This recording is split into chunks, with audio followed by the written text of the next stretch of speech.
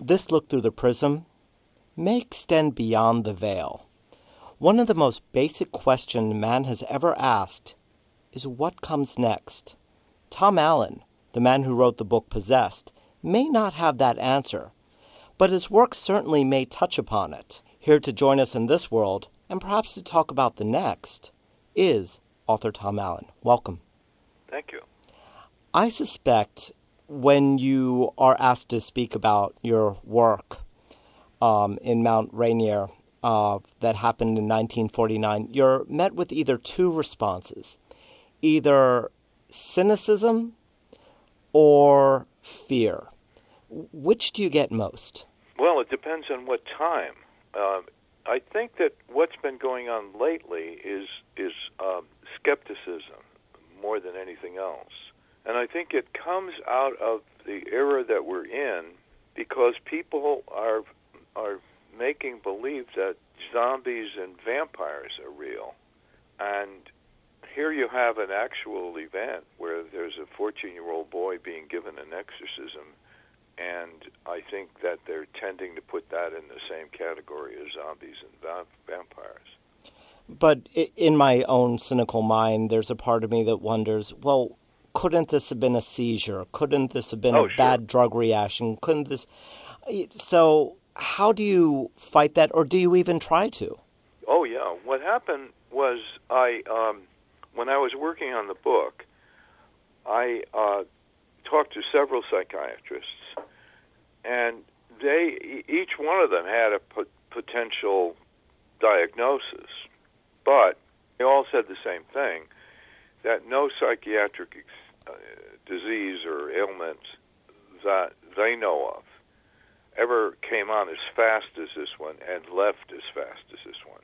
In other words, the time frame of this is what is difficult for psychiatrists to understand. If you've known anyone with mental illness, they just don't wake up one day with it and then go to sleep, and another day wake up and they don't have it.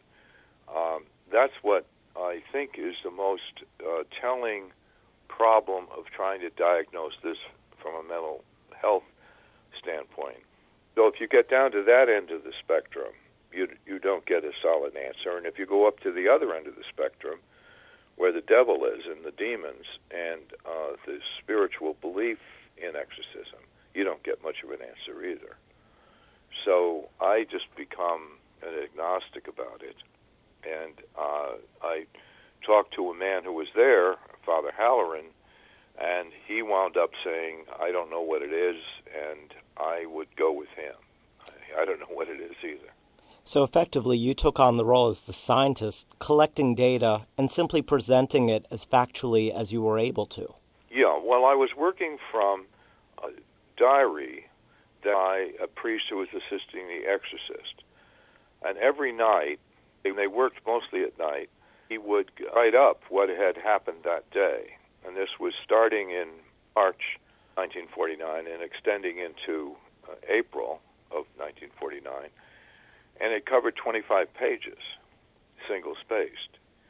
So there's a great deal in that you can simply read and wonder why you're reading these words. Why are you reading that a capable witness says he was seeing words form in scratches on a boy's body?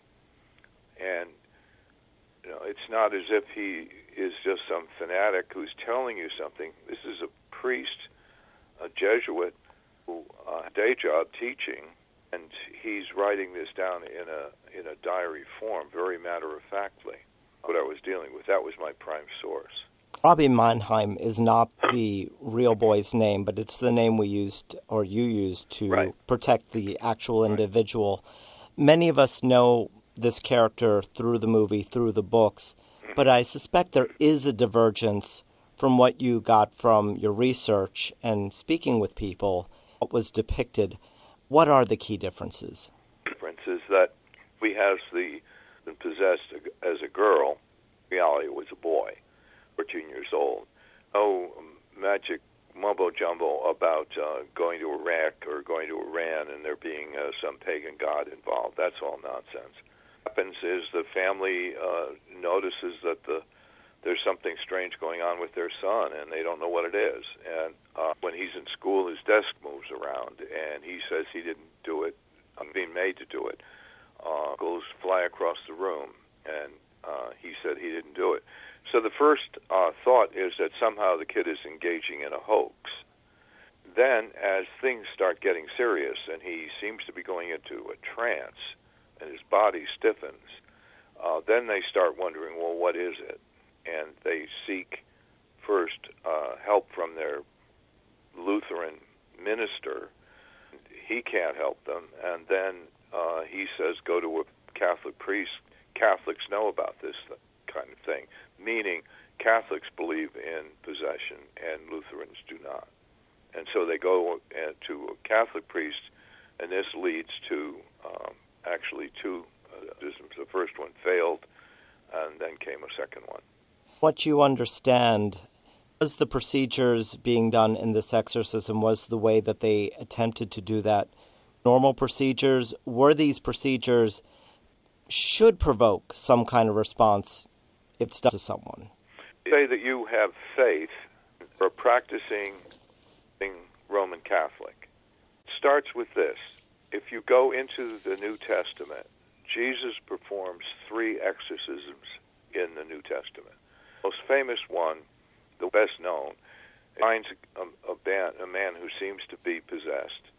He says, says to the demon, "Who are you?" And then says, "We are legion," meaning there are many demons in the man. Jesus says, I as Jesus order you out. Now transfers the demons in a herd of pigs, and the pigs go over a cliff. This is all in the New Testament. What Catholics gain from that is that Jesus was able to perform exorcisms. And from those exorcisms that are described in the Testament, evolved a whole series of rituals that are in a prayer book called the Ritual of Rome, had been used by priests for centuries now to the demon to leave a possessed person. That's all the basic on it. There was his that I heard yesterday said the idea is that these not the devil himself. He's too busy, so he sends demons, and the demons get inside but they can't touch the soul, so that the manifestations are all physical. I mean, there's in one of the old stories about exorcism that says the demons get into the life person, body of the person, so that his eyes become the demon's eyes, his mouth becomes the demon's mouth, his hands, and so forth. But they never get to the soul, never get to the intellect of the human being. And then there's another theory, which is the one I think makes sense, is in its own way, is that the real target is the exorcist. And that's brought out in the movie. So it's almost that whole life, tying a goat to the wolf end so you can shoot the wolf, that get an exorcist and get him. I mean, infest him. So one of the instructions, do not engage in conversation with the demon, because if you do, you direct him to lose. Which makes me wonder, through this research, through meeting people, have you wanted to attend an exorcism? No, I've never attended one, and I never want to. And in a modern, I think that the statistic I came across from one exorcist, reading about one exorcist, said that in 33, I think the numbers were, in 33 recent cases, only 6 were truly candidates for exorcism. The modern view, most people who walk into a rectory and said, help me, I'm possessed, are having something other than diabolical possession. They're sick people. That's the theology of it. If you don't believe any of what I just said, then you're left to say, well, what was it? What was the natural, full reason for this? And you have a lot of choices. One, of course, what you had mentioned, psychiatric problems. Another one would be a willful act of a boy who's pulling a prank. When you start going down that list, you don't get answers either. I try to tell people that found yourself in the 18th century and you were talking to them about radios and television, they believe they wouldn't understand what you were talking about. But if you know what is over the horizon of our own consciousness, I mean, we're only using about 6% of our brain, and we're evolving constantly toward understanding what's in the brain and what we are capable of. And I think it may be somewhere in there over the horizon of human understanding. In researching this book, did this reinforce your faith? Did you become a strong believer that possession was a possibility? No. I was raised Catholic. By the time I was working on this book, I was no longer a practicing Catholic, and I have no belief in the supernatural explanation for this.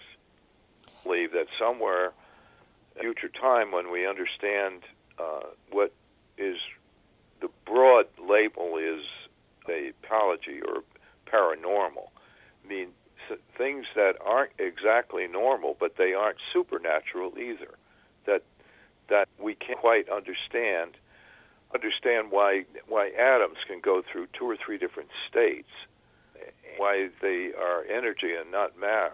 I mean, we have no understanding of the universe or astronomy or physics. I mean, we're always working toward better understanding, and I think somewhere in that kind of striving for better understanding, we may find out some way what possession was all about. One of the things that you said to me,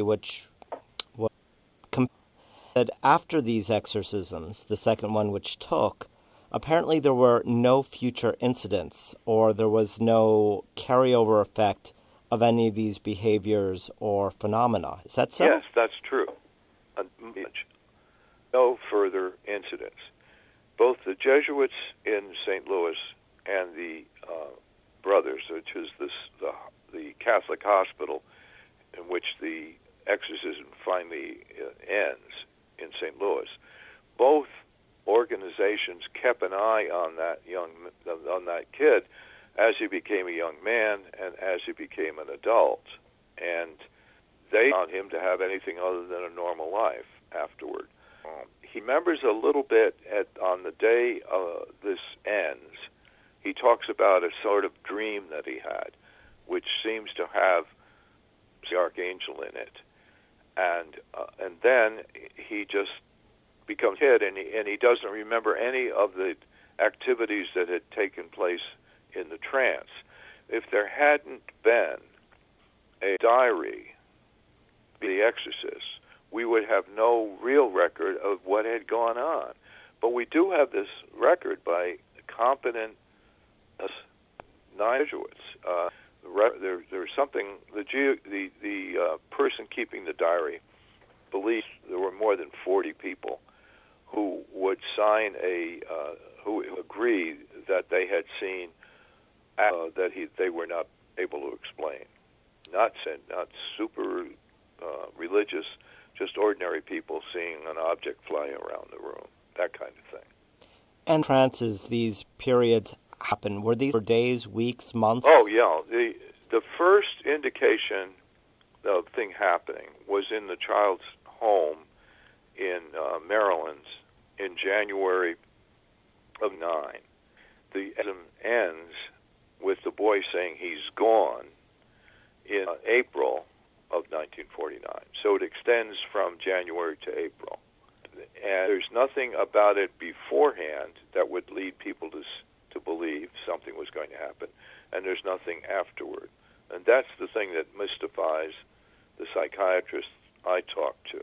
Because one of the going through my mind at one point was, well, if it's not a seizure, it's not a physiological reaction, neurological reaction, could it have been a psychotropic drug? However, if you took some hallucinogenic or some kind of psychotropic drug, you would imagine that the accumulation that you would have if you were taking this periodically over months could also have a lingering effect. Sure. Or some kind of addiction or some type of physiological aftermath. And if that also ended cold turkey, and if there was no any of these hallucinations, any of these trances, any of these others, that also, as you say, belongs to a level of oddness that we don't really have an explanation for. The person who I was most impressed with when among psychiatrists was a woman who was in mental health studies of mental health in children at the National Institutes of Mental Health, and felt that there could have been a very form of schizophrenia which come on quickly and gone quickly. She said that it's possible, but no one has ever seen it, and it's rare for a child of 14 to become schizophrenic. That it would begin later in teenhood. She felt there's got to be a psychic explanation for this, and similarly, people who have studied parapsychology feel there has to be a paranormal, and paranormal is so hard to define. I mean, it's just another way of saying I don't understand. So you might a mystery. I mean, the mind says I've got mysteries. That's what I want to do, and so we're all going to be always trying to find out what happened about this or about that. And one problem is that nobody wants to study this. They'd feel too silly as reputable scientists studying exorcism. Certainly any looking at it scientifically. Well, the other problem, of course, is that you would have, in this case, completely trust to the veracity of the writings because you don't have the physiological evidence. You don't have... No evidence. Yeah, you can't do the CAT scan or a functional MRI as something's happening if all the manifestations are gone. There's at St. Louis University who has studied exorcism down through the ages, and that all trials of this 17th and 16th century were brought because of unrest, that the society was teetering. People were very upset about why, if you believe in God, why did God kill this kid? Why did a house fall down on someone? Why did this infant drown? I mean, what was they found difficulty blaming God or explaining that in a universe ruled by God, why bad things happen. And so they would find explanations, and the explanations became witchcraft. It focused on women, not on men. And he believes that all of the stories of witches of that period had to do possession, either real or in the sense that a real demon was at work, or in the sense of hysteria and people just unable to understand emotionally the world around them. So I want to return to Robbie Manheim for a moment and ask about his ending. Did he have a happy ending? What happened 10 years, 20 years down the road? What kind of job did he get? What was his life like? I know a little bit about that, but I never discuss it. I never do anything that would lead to his identification. All I know is that, from what I know, he had a job, he had a career, advanced in the career. He got married. He had at least one child. By some reports, 3 children. He's now in these and is, at last report, still alive. And had something strange happen to him. He had the kind of that becomes almost boring. You have a job, you stay in that job, you never have a second. You stay in that career path, you never leave it, and one day you retire, and there you are. And that's basically the way I understand his life is gone. Well, looking at not understood and not much explored I'm Andrew Hiller for The Prism on The Voice of Russia, and I've been joined by Tom Allen, author of Possessed, looking at exorcisms, and the exorcism which inspired The Exorcist. Thank